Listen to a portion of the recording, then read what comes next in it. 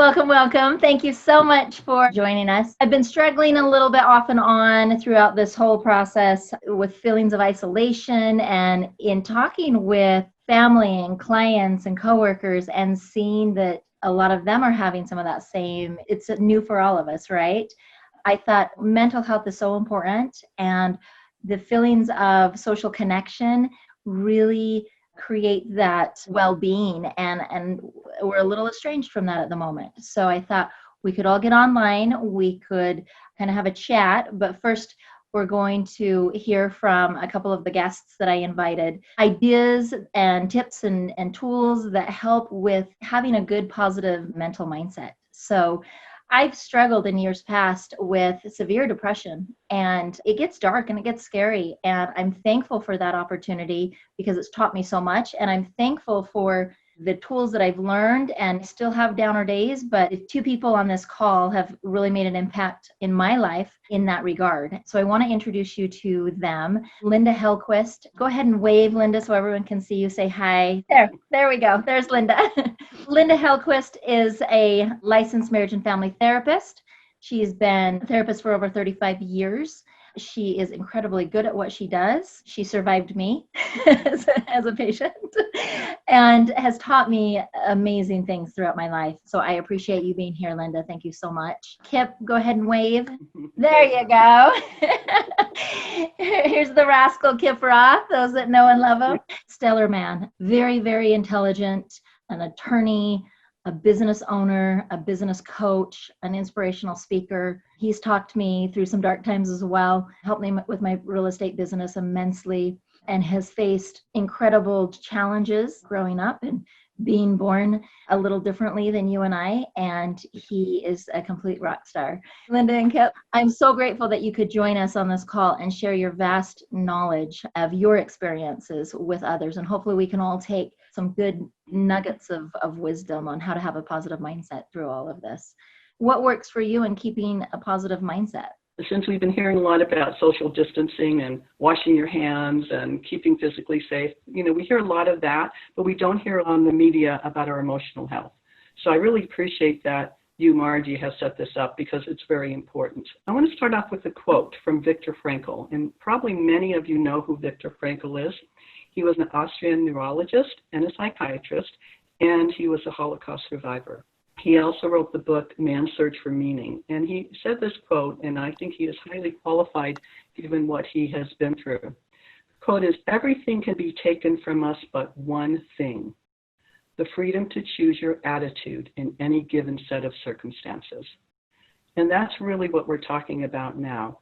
What power do we have to help ourselves get through this in a more positive way? He goes on in his book, he points to research indicating a strong relationship between meaninglessness and criminal behavior, addiction, and depression. He argues that in the absence of meaning, people fill the resultant void with hedonistic pleasures, power, materialism, hatred, boredom, or neurotic obsessions and compulsions. So as we go through this and as we're presenting and answering questions, the things that I invite you all to focus on, number one, is what is the meaning for your circumstances? What can you look at and say, okay, what is this about for me? What can I make meaningful to me, to my family, to whatever's going on with me? So that's one thing to keep in mind. The next is focusing on the positive. There is a positive in everything that occurs. We can look at all the horrible things that can happen. We can turn it around and look at the good things that can grow out of those bad things. So what are some of the positives? I think that generally right now as a human beings, we can all relate to each other to some level. I don't know if we've ever had that fully and completely, but not in our time anyway. People are coming together to help each other. Even our politicians for a minute are working together. I don't think that's going to last very long, but it's happening now. That's a positive, right? So that's the other thing, I would invite you to look at what are the positive things in your world, in your life, that are growing from what's happening. That brings me to the next thing, growth. We're in the trauma right now, and I like to talk about post-traumatic growth. We're still in it, but we can grow from it. We can learn from it. It doesn't have to take us down. We're not alone in this trauma. So what are some of the ways that you can challenge yourself to grow? to grow individually, to grow as a couple, to grow as a mom, a dad, a son, a daughter, parents. So that's another opportunity that we have here. And then last but not least is self-care, making sure we are taking care of ourselves. So one day when the planes are flying again and we go onto an airplane and they say, when the air mask comes down, what do they say to do? Put your mask on first. You can't help the little person next to you unless you're taking care of yourself. So that's another thing that we'll, talk about. What does it mean to take care of yourself? There's some general things, exercise, those kinds of things, but we can keep talking about that. Thank you, Linda. Just a quick question on what you said about assigning meaning to like this situation. So examples of that would be, well, this gives me an opportunity to be a much better mother because now I can help my kids through school. Now I can be more patient. How can I make this work to where, okay, this makes sense to me. Right. I can be more patient with my spouse. I can help my neighbor. Here's some meaning for me to do something. Definitely. Maybe different than what I have done in the past, maybe the same. I like the point that you pointed out of we are all in this together. Even though we're in isolation, we're not experiencing it in isolation. We are experiencing it collectively. So that is a nice way of connecting. Kip? Yes, ma'am. What works for you to keep you in a positive mindset? For me, routine is everything. I think a lot of people in this situation with the change forced upon us, a lot of the disruption, a lot of the dissonance, a lot of the discomfort that they're feeling is the result of a massive forced change in routine. It makes them uncomfortable. Change is uncomfortable for people. The two biggest needs are connection and certainty, and both have been rattled a little bit by these developments. So I always go back to the fundamentals every single time. If you crave certainty, create certainty. You create certainty with a routine. Get up every single day at the same exact time. I tell my clients, I don't care when you get up, 4:35, 7, 8, it doesn't matter to me, but by God, make it the same time every single day, because that anchor becomes your rock. There is your certainty. There's the predictability. And then the second thing is a powerful morning routine. A lot of people mistake a morning routine is about jumping jacks and whatnot. It's really about capturing awareness of your emotional state, figuring out where you are in your headspace, and taking a searching inventory of what you're feeling in that moment and redirecting your thoughts in a more powerful and productive direction. So my morning routine is get up at the same time every day. All right. Write in my gratitude journal. Right. 3 things I'm grateful for every single day. Write at least 2 minutes about a win I had the day before. And each of these has a specific purpose. Each of these techniques provides the certainty that everybody craves. The next thing is exercise. When the gym was open, I went to the gym 4 or 5 days a week. These routines are critical to fulfill our need for certainty and provide that anchor in our day. A lot of people with the stay-at-home orders have gotten so far out of the routines that they're getting up in the morning, they're not shaving, they're not dressing, they're laying in bed, they're completely disrupted, and that's extremely unhealthy. It disrupts their circadian rhythms, it disrupts their sleep disrupts everything else. So it's very, very important that you get in a routine and stay in a routine, and that goes well beyond our current circumstance. I have all my clients do it even in the best of times because it propels them into the most productive day. Definitely. And I think creating a new routine is very important because our normal routine has been disrupted. And so making sure that we have this new routine and this new reality, whatever that looks like, that's an opportunity for you to create, but making sure that you do have that kind of routine. And I do love what we've been talking about with Tom Ferry with take your meds every single day. Meditation or prayer. So some kind of, like you said, reflecting, touching base with your emotions, becoming in a state of awareness. So meditating or praying every day is best, obviously, in the morning. Exercise, science has shown that releases endorphins. That is going to be those feel-good chemicals. So not only just for your physical well-being, but for your mental well-being. The D stands for diet, making sure that we're consuming healthy foods. I'm a big proponent that your body chemistry affects your mental health. So if you're eating white refined sugar and flours and things like that, that's not creating an optimal state for your body to have positive mental health. So making sure that you're eating a lot of fresh fruits and vegetables, live food, things that are going to nourish your body, and having that clean diet. And then the S stands for sleep. And Kip talked about how important sleep is. And as one that struggles from sleep issues, I can attest to that. It really wreaks havoc on everything else if that base foundation isn't done. But if you take your meds daily, then you'll be in good shape. I like that. I appreciate you bringing that up. What's in the day for me? What am I going to do today? That's important to know, to have that routine, to know what you're going to do. Definitely. In some of my darkest times of depression, I would write down what really is valuable here. And, connection was valuable, but having a purpose was definitely valuable. And I think that routine fills that purpose of this is what I'm doing today and what you're focusing on. So you're not ruminating in your own thoughts over and over and over about how depressed you are. We have a question. What are your suggestions for increasing ability to sleep? Get on a routine. Your circadian rhythms aren't negotiable. If you're getting up at odd times, going to bed at odd times, you're training yourself to have bad sleep habits. Mm-hmm. You need to get in the habit, the routine of every single day getting up at the same time. I don't care what time it is. The point is, it has to be the same time every day.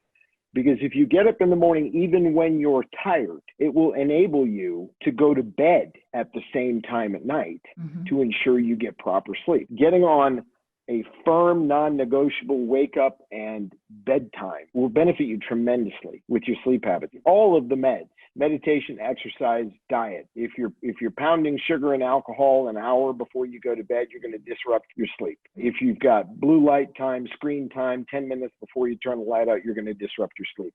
There are limitless resources out there where you can learn how to sleep better. I've read some of them. I've implemented some of them in my life because I used to have tremendous difficulty sleeping. But what I've found is that consistency and when you go to bed and when you wake up in the morning is the foundation of it all. I agree with that, and also would add that there are some great nighttime meditation apps that can put you into a meditative sleep, and boom, you're out and you have a good quality sleep. And these days, a lot of the app stores are giving it to you for free because of what's happening. Calm is an app that I think has some good sleep apps on it. So that would be another thing to help.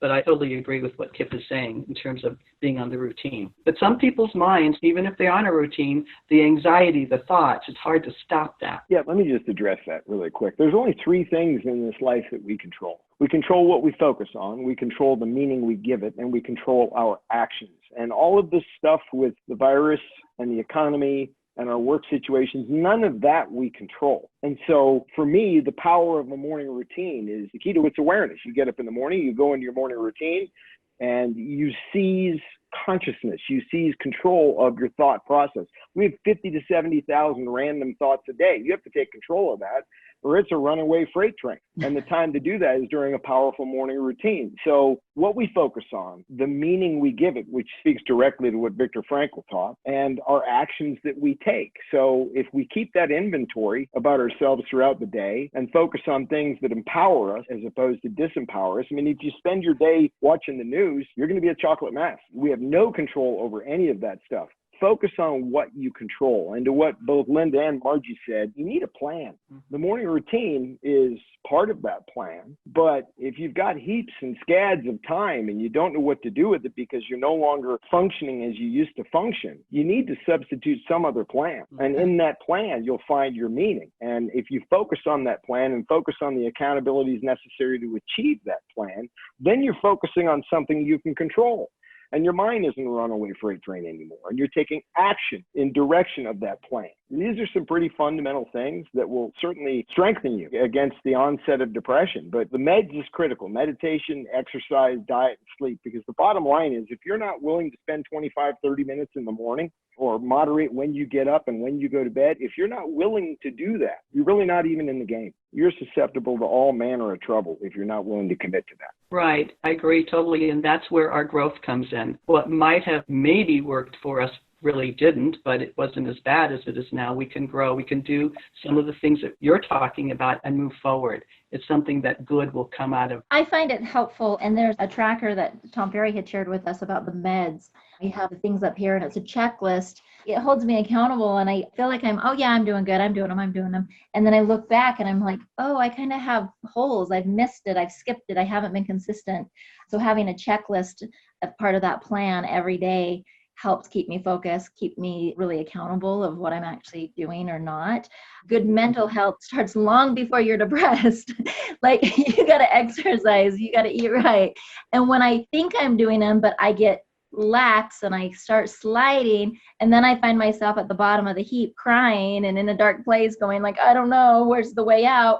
I have a gut check and I realize, oh, I haven't been praying. I haven't been meditating. I haven't been exercising. I've been eating sugar like crazy. And no wonder this is the result that I'm getting from it. So let's talk a little bit about connection, because we know the importance of human connection. Part of this Zoom call was to have a little bit more of a social, and I will unmute everyone and let us be a little more social. What are some ways that we can have some meaningful connection during this time? I think one of the positives that's coming out of this time with families, we're staying at home more, we're around each other more. And I think now that we have so much time, we really have to look at how do we make it quality time? How do we make connections? How do we spend time with our spouses, our partners, our children that is good quality, where we're happy and we're having fun? In our age, that doesn't happen in families as much as hopefully it's going to start happening now. We've got to make positive connections for everyone to be okay. I agree that it does have to be purposeful and to make it meaningful. We don't have the distraction of being in the same room together, but one thing that I've done is reached out via phone or FaceTime. I had to go to the grocery store and I came back and I passed my neighbor on the street and we just stopped for a second and rolled down the windows. We were 6 feet apart, but we chit-chatted. And normally we would have chit-chatted for like 2 or 3 minutes and I would have rushed on because I had the next thing to go do. And I lingered and I stayed. I had a longer conversation with her. And what a beautiful thing to settle down and to be okay, and taking more time in those interactions, I think, is really vital. And we have time to do it now. Good input from Ryan and Amy. Ryan says, learn how to time block and be present. I love that. We can address that. And then Amy said, I think that it's okay to be sad, but also to have backup plans for distractions. The examples, learning, reading, being good to others, etc. And I agree, Amy, it is definitely okay to be sad. It is part of all of the rainbow of emotions, and you can't block one without blocking them all. So one thing that I've noticed is when the depression does come, acknowledge it. Rather than try to push it away, to just acknowledge it. The best way through something is through it. Patty says 10-minute pity parties. Set the timer on the stove and then you're done. That is actually part of self-care, allowing yourself to have your emotion. Don't keep it blocked in because it has nowhere to go if you keep it in. Have your 10 minutes and then share what you're experiencing with someone that's close to you so you're not alone with it. The beautiful thing about the last 20 years is the advent of positive psychology. We don't need to get into what that means, but what we do need to understand is there's a recipe for happiness. It's not a guess. It's not a fantasy. It's hard science. And that's a beautiful thing. You can actually hack your happiness. You can manipulate your level of happiness. There is a recipe for it. And the recipe quite simply is this: have a noble aim, a worthwhile pursuit, a goal, break it down into its constituent elements and execute on those elements every day, keeping the final goal in mind. So your morning routine, again, get up, do affirmations, do meditation, do gratitude journal, do some journaling over a win from yesterday, exercise, eat a good meal, and review your goals. Because if you have a plan and you have a goal that you're ultimately aiming at, and every day you're working toward that, the recipe for human happiness, to paraphrase, is the perception of forward progress. It's kind of a triple whammy when we end up in our houses without employment. We lose the connection of the workplace, we lose the certainty of a schedule, and we lose the goal that they provide us every single day. We lose the purpose, the meaning in our life. And in that void, you either act to fill it and use proven techniques and a recipe to fill it, or you suffer.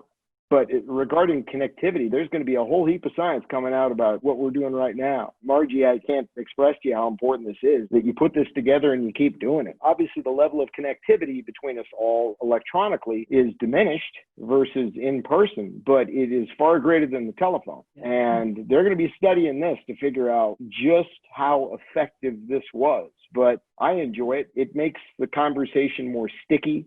There's greater connectivity. And I'm very grateful for you putting this together. But as far as increasing connection, Get yourself a Zoom account and start having cocktail parties on Zoom. That's what people are doing all over the world right now. And it's helping out quite a bit. There is a plan here, folks. There is a way to overcome this. Routine, the recipe for happiness, setting a goal, no matter what it is. Build a piece of furniture, bake a bunch of cakes for somebody. As long as you have a goal and you're working on that goal and you have the perception of forward progress toward that aim, you're going to get hits of dopamine, and that's human happiness. That's fabulous. Thank you. I have participated in a Zoom cocktail party, even though I don't drink. It was hilarious to watch. I have participated in an online dance party where everyone was dancing. That was really fun because I miss dancing. And I put together a Zoom call with my family, and that's a hoot because we're all chatty and talking over each other, and we were all unmuted. So that was fun. I would recommend doing something like that to foster that creativity, or even taking a walk 6 feet apart from someone and sharing that time, even if it is from a distance. So thank you. I just want to add one thing about connection. If you ever have wanted a dog and you never got a dog because you didn't have time for a dog, now's the time to get a dog, because they are awesome, especially if you're alone and you don't live with someone, or if you do live with someone. Dogs are great in helping us feel connected and unconditionally loved. We don't have to work for it. I agree totally with Kip. We need to have a plan, but we don't need to plan anything with dogs. They love us because they love us. And that feels really good. Is Coco on this call with us? I can get her. I'll try to get her. Coco, come here. Right now, my wife is telling my dog to go see me. I expect her to bust through that door. Oh, I want to see your dog. You have a dog too, Kip? I didn't know that. A rescue dog named Lucky. Oh, that's fabulous. Well, I got a cat recently. Lucky's barking. Here comes Lucky. Oh, hello. Okay, Coco, come here. What a cute dog. Oh, how cute. Yeah, I have scratches from my cat. Yeah, Tommy. That's my 2 cents. So Kip kind of touched on gratitudes, doing his gratitudes every day.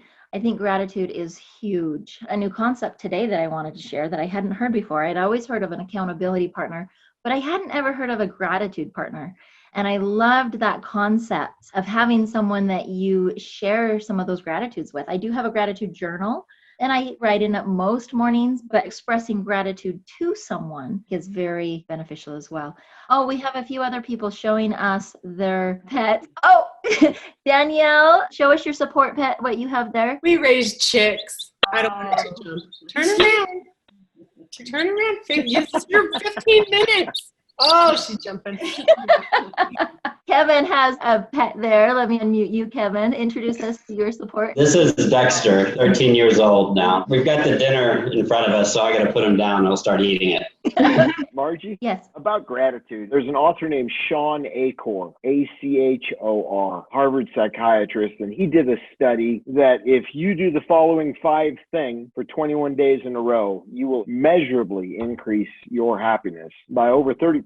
Those 5 things are: write 3 gratitudes per day, 15 minutes of exercise, journal your win from the previous day, express kindness or a compliment through email or text to somebody else every day, and finally, 2 minutes of deep breathing. And as I said previously, each of the things in the morning routine that I've adopted and that I teach my clients is anchored in either a psychological or a physiological benefit. So when you are, for example, writing in your gratitude, you're actually training your mind. My clients will come to me and they'll say, hey, I'm going to do my gratitude journal, but I'm going to run out of things to write. If every single day you realize, man, I got to write something in my gratitude journal tomorrow. I don't know what to write. Well, look what you're doing. You're training your mind to look for things to be grateful for. Mm-hmm. I don't know about you, but I can't think of a more powerful, positive, optimistic mindset to go through the day with than looking for things to be grateful for. Mm-hmm. The journaling about a positive experience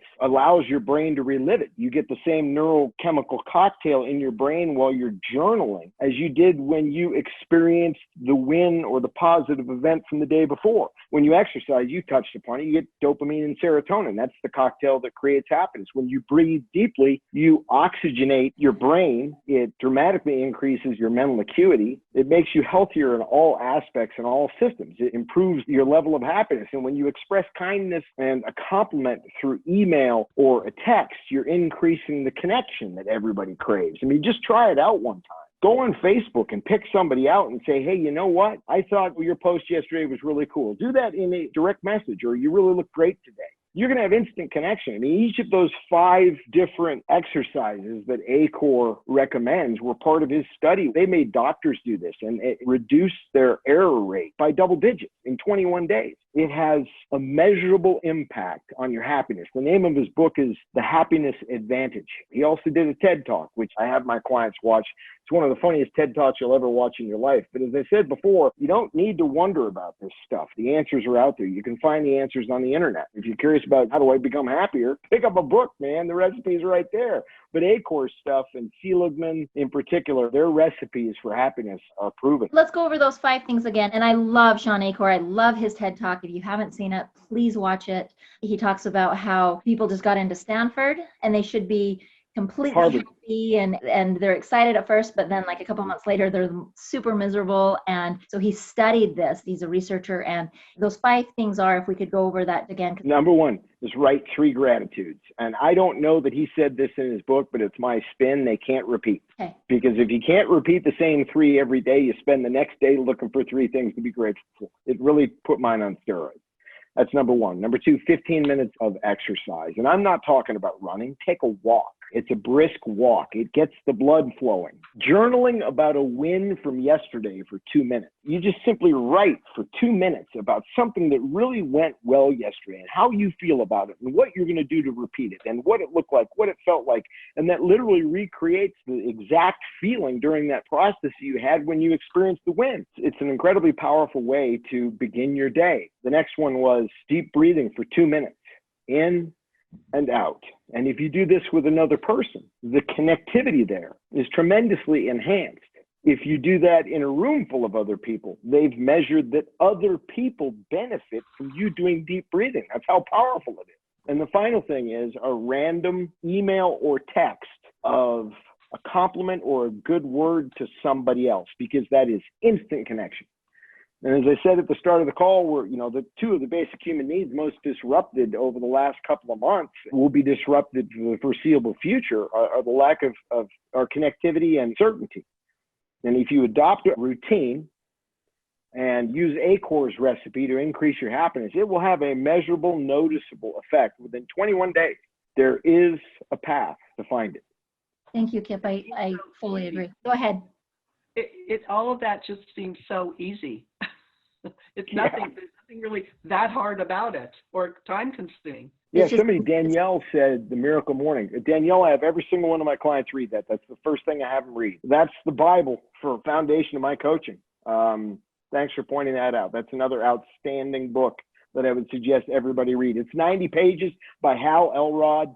Quickest read you'll ever have, but if you implement that with the steps that ACOR advocates, that's a really rock solid foundation to make it through this. Those are great things, and I love that book. I also heard this morning, in addition to like a gratitude partner, everyone just change your posture. Just sit up straight right now. If you'll just try this with me for a minute, but just sit up and roll your shoulders back and sit up tall and confident. Take a deep breath in. And just the act of doing that, you can already feel a slight shift in your body, and how just even assuming a different posture, your posture can affect in a moment. There's a lot of training on if you're going into a presentation and the posture you assume, or a lot of times if you're having those bad thoughts, we tend to kind of slouch or be sitting around, and you don't really notice it until you really are aware of how your posture is affecting you. And that can have an effect too. Something very, very simple. Did you know that you can't cry if you're looking up? Next time I'm sad, I'm going to try that, Kip. Well, I do a lot of public speaking, and there's a couple of parts of, some of the speeches I give I have a difficult time getting through, okay? And That's Tony Robbins teaches you that. The human beings can't cry if you roll your eyes upward and look skyward. You literally can't cry. Really? It's amazing the effect the body has on the mind. So yeah, you're very, very smart to point out that your physiology can change your mind state. No doubt about it. That's why exercise is so important. I didn't know that you can't. Also, sometimes you need to cry. So Yeah. crying is not bad. So we got coach talking here and therapist talking here. So, okay. You're absolutely right, Linda. You're absolutely right. As a matter of fact, I'm going to cry when I'm done with this call, damn it. Good. Good for you, Kip. That's why I invited you both on the call. I've always felt like, I'm a little teapot, short and stout. Here is my handle, here's my spout. And when I get a little steamed up, I need a little bit of an escape. And I think crying is a nice way to just release that for a minute, a little bit of extra tension. Especially for women. Yeah. For hormonal women. Let's talk about hormones a little bit and mental health. Mute me for this part, would you? No, you got to hear this because you're a coach. But that's a good point, Margie. It really is a good point, because hormones make a big difference, and we need to make sure we're doing all the proper things for our age and stage of where hormones are as well. Yeah, definitely. It's made a huge difference. Even thyroid. I take thyroid meds, and that has really, really helped me with my emotional stability. It's surprising. I mean, I'm not on antidepressants, but I'm on thyroid, and that has helped immensely. Yeah. So making sure that your chemistry through lifestyle and, if need be, any kind of medication, that chemistry is balanced. Get a blood test. When people come to me for depression, the first thing I'm asking is, have you had your blood tested? Have you seen your hormones? Because a lot of times just managing the hormones takes care of the depression. I completely agree with that. I did want to touch base a little bit on affirmations and kind of your guys' experience with affirmations and what you think about that. Well, I think it kind of fits in with what we're all talking about, focusing on what you want rather than looking at what you don't want, which I think we're hardwired to look at what's wrong, and we forget to look at what we want. And that's where affirmations can help us look at, okay, what do I want? Whether I believe I can get it or not is secondary to this is what I want, and I'm going to focus on it. And one step at a time, you're going to get closer to it than if you stay stuck in what you don't want. I think that's great. And we've gone over focus and how important what we focus on. And that takes us kind of to where we started with reframing. Kip had brought up reframing, but that was one of the favorite tools, Linda, that you taught me early on, is reframing. So if you could share with others what that is and how to do that. Why don't you share what your experience was? Sure.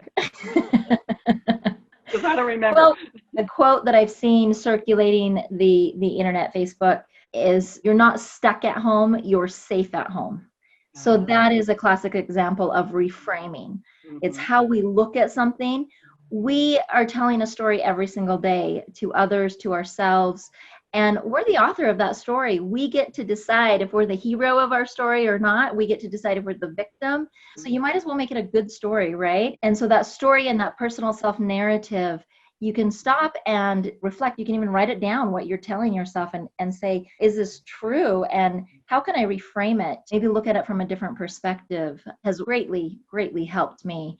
After a breakup, I'm always like, oh, he didn't like me, and then I realize, oh, no, that person wasn't for me. Next, right? And I think, the words we choose, I have to versus I get to, right? Huge. That's how we reframe just in how we verbalize it and think it. Definitely. Yeah, I studied quite a bit about linguistic relativity or self-talk. In my experience, I encountered cognitive reframing when I was 20. I was in a really bad place in my life. And, 3 things you control: what you focus on, the meaning you give it, and the actions you take. Everything else, nothing else you can control. And when I was 20, I was focused on how I was being treated as the result of the way I'm shaped. What I was focusing on was the lack of opportunity. I was focused on everything bad about it. And the meaning I assigned that experience was pain. Everything was painful. If somebody said something to me, I didn't get a job because of whatever, I couldn't get a date, all that stuff, I assigned the meaning of pain. And then one day a woman taught me that I didn't have to do that. She said, redefine it from painful to interesting.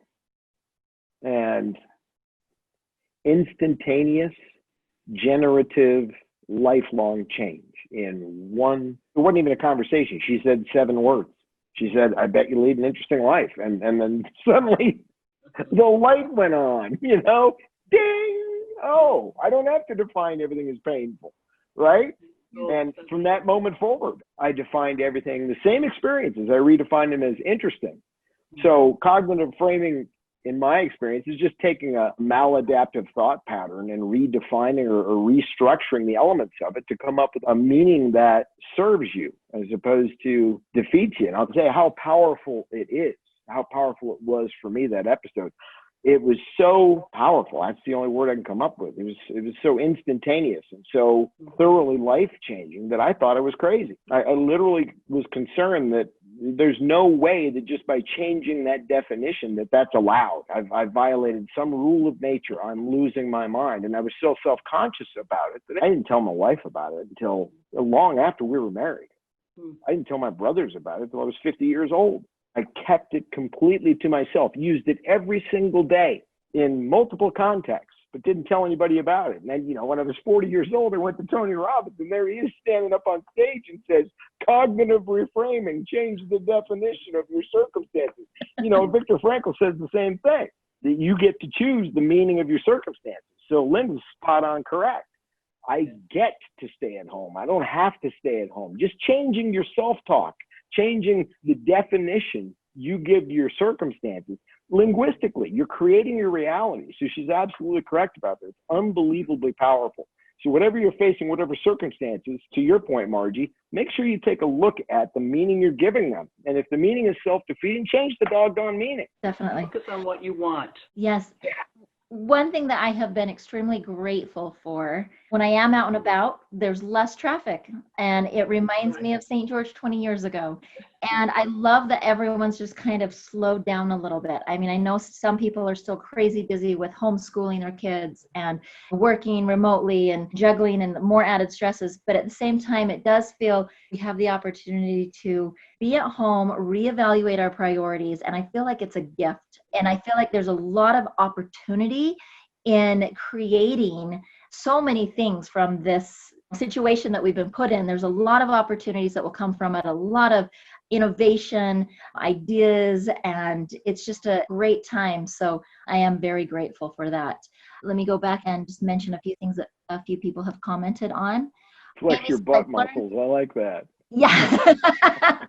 She flexed her butt. Was that the muscle? I won't cry if I flex my butt. I'm going to try that. I really am. I love that. She was speaking at a funeral and was able to flex a muscle, and it kept her from crying. That was a nice technique. But Amy also says, I've learned that what I thought I wanted has changed and that it can adapt. So happiness can be fluid. That's an excellent point, Amy. Yeah. And then Scott has a funny story. I would love to open it up for everyone to share and to ask any questions. Let me see if I can unmute you, Ryan. Oh, it's going to be chaos. Well, I'm just going to go unmute Ryan. Hang on real quick. Okay, Ryan, go ahead and share. Hey, hi guys. I don't even know anybody on this chat, so this is going to be totally interesting. But I have a really funny story about a choice that I made and a reaction that happened to that choice that was out of my control and another choice that I made because of it. So how many of you guys have ever snuck something into the movie theater? You don't have to answer. You just raise your hands because I can't hear you anyway. So I went to Maverick probably a year ago, and I decided I was going to get a Dr. Pepper. And then my sister calls and she says, we're going to the movie. Do you want to come? So I get up to the movie theater and I've got this brand new Dr. Pepper. It's got ice. And I know if I leave it in the car, it's going to go bad by the time the end of the movie. So I take the Dr. Pepper fountain drink. Okay. It's a fountain drink. And I'll show you if I can. So I take it and I put it in my pants. I suck my gut in and I put it down like behind my belt and pulled my shirt over it. And it's sitting there and I've got my gut sucked in as tight as I can. And I walk up to the guy and I give him my ticket. Okay, that's my first choice. I chose to put the drink in my belt, right? I sucked in my gut.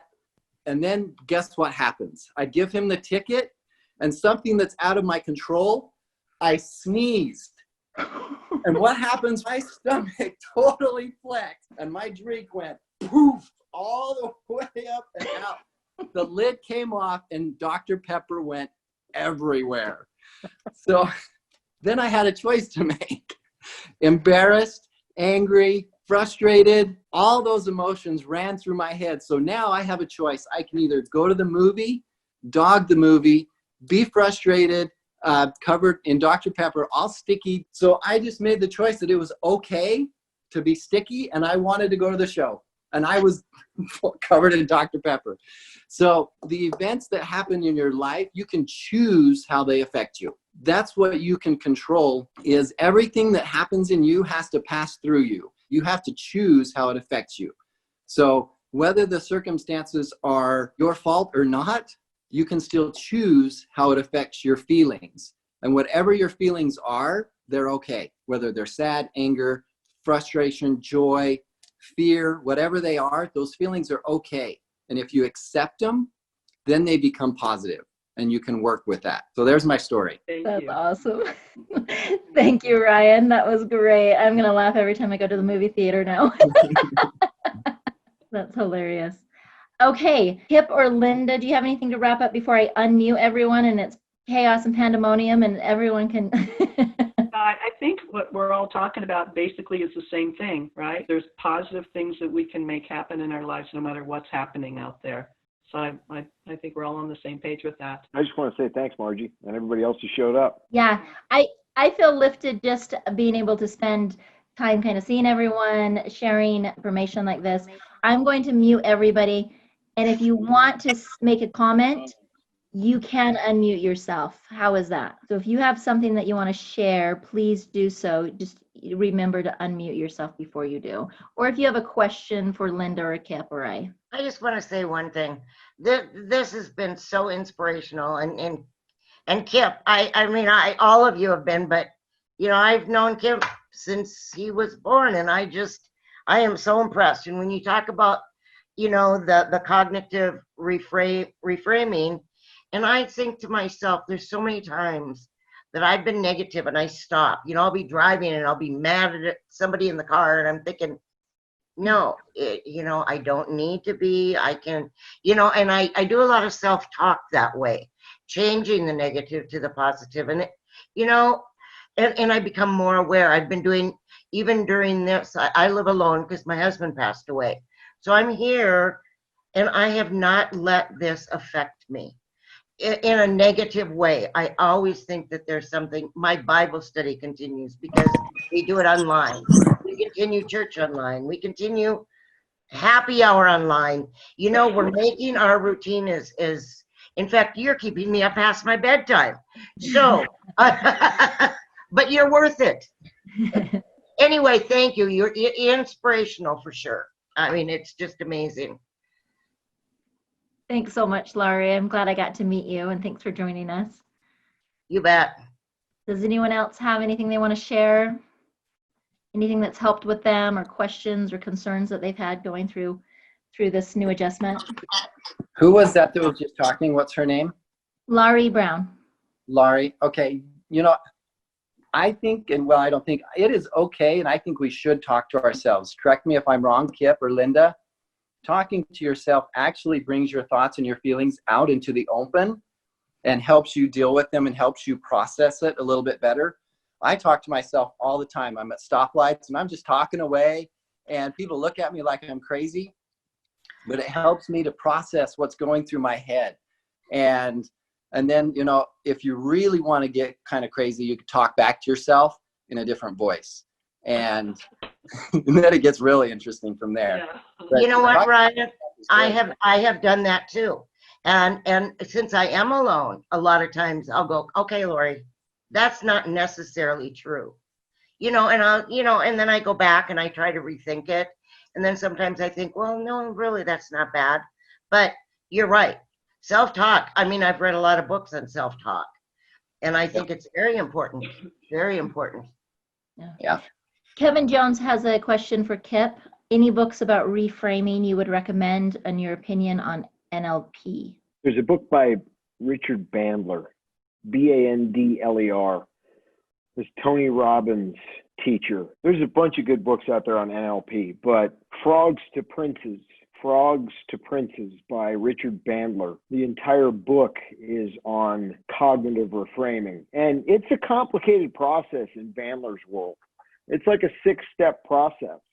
And that's what, Kevin, that's what attracted me to linguistic relativity. It's called Whorfianism. The guy's name was Whorf, and it was a hot theory in the 60s and 70s, kind of died back down a little bit. But then there recently was a TED talk on it, on linguistic relativity, how your language shapes your reality. And it came back into vogue because they found some tribes in South America who had never had contact with other people, and they studied their language.